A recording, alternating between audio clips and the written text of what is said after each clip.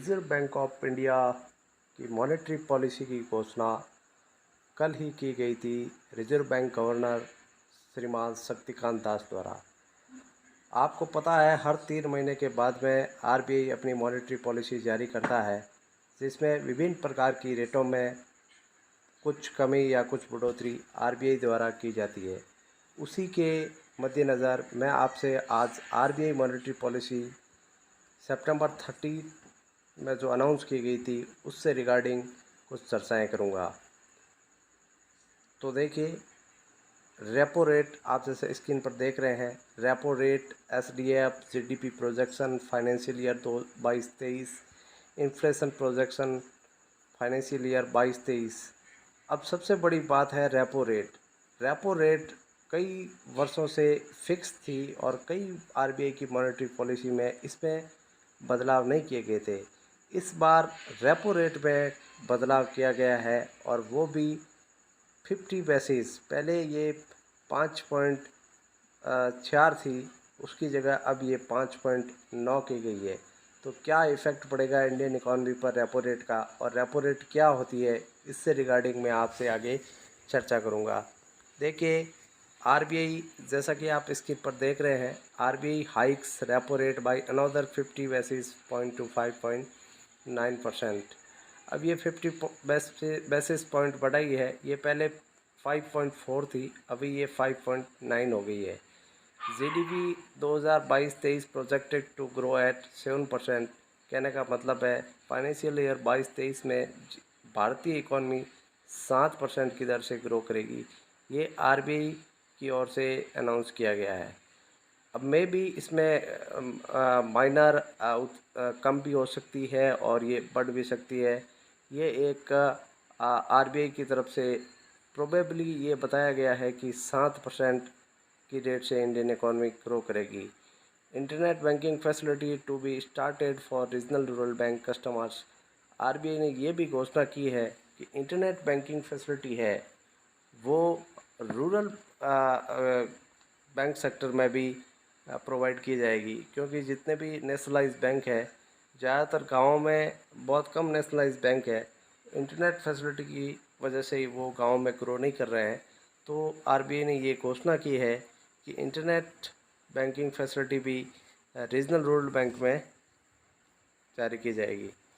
अब देखिए, आरबीआई द्वारा डिफरेंट रेट हैं और उन रेट का क्या क्या इफ़ेक्ट होता है, वो रेटें क्या होती है, इसके बारे में सबसे पहले चर्चा करते हैं रेपो रेट में।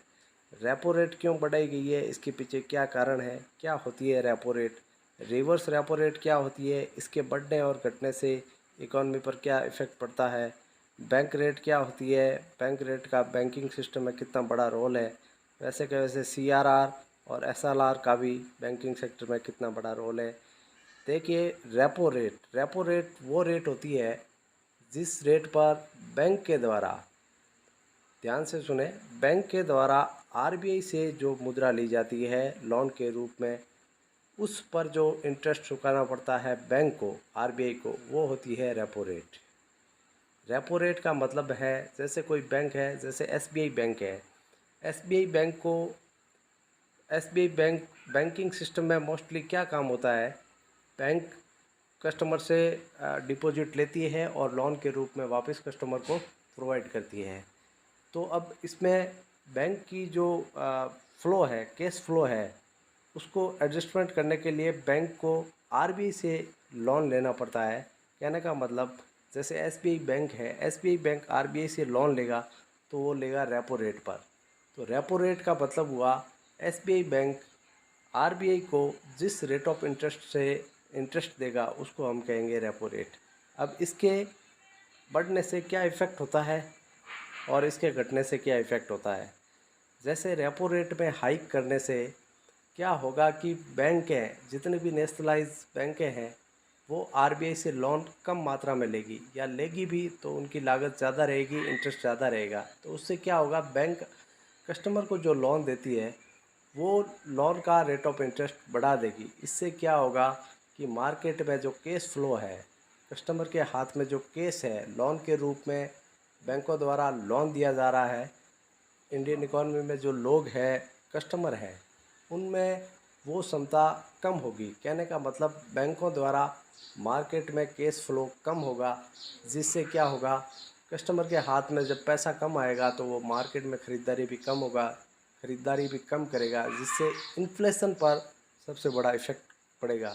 तो ज़्यादातर रेपो रेट बढ़ाने का कारण होता है महंगाई को रोकना। अब सीधा सा हिसाब है, जब रेपो रेट बढ़ेगी तो बैंक के इंटरेस्ट रेट बढ़ेंगे।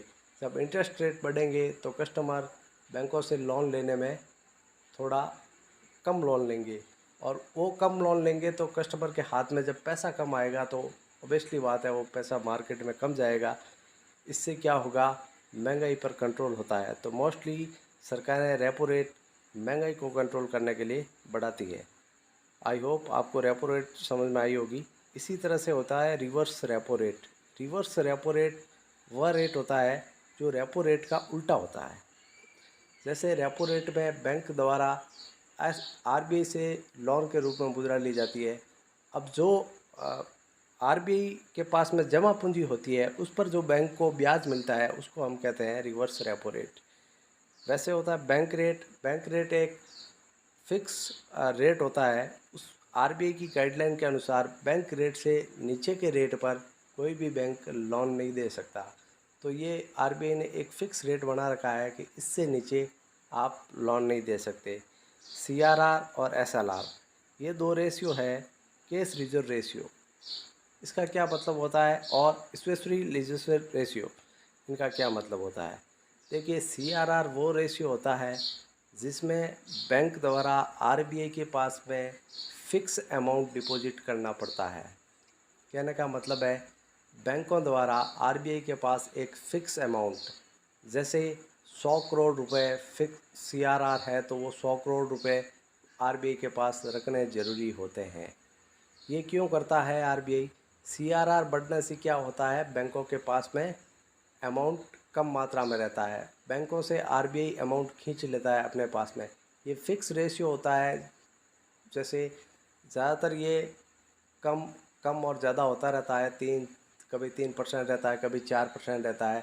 तो वो अमाउंट जो आरबीआई के पास में बैंकों द्वारा रखा जाता है, या यूँ कह सकते हैं कि जो अमाउंट बैंकों द्वारा आरबीआई के पास में गिरवी या मॉर्गेज रखा जाता है, उसको हम कहते हैं सीआरआर। और सीआरआर ओनली केस में ही रखा जाता है। तो वो अमाउंट जो आरबीआई के पास में केस के रूप में बैंकों का जमा होता है उसको हम कहते हैं सीआरआर। सीआरआर बढ़ने से क्या होता है, यदि सीआरआर बढ़ाई जाती है तो सीआरआर बढ़ने के बाद में बैंकों के पास में अमाउंट या बैंकों के पास में केस कम रहता है।